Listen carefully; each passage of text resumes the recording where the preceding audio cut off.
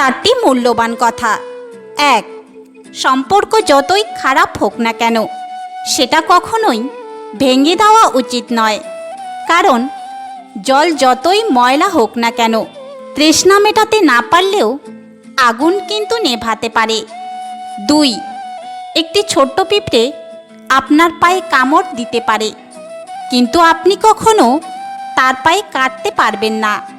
সুতরাং জীবনে কাউকে কোনোদিনও ছোট ভাববেন না, কারণ সে ছোট হলেও যা করতে পারে আপনি কিন্তু তা করতে পারেন না।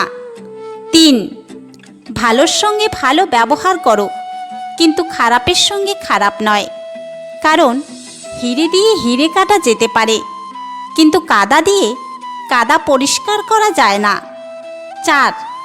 কেউ যদি আপনার খারাপ করে সেটি তার ধর্ম, আমি কারো খারাপ করব না, এটি আমার ধর্ম।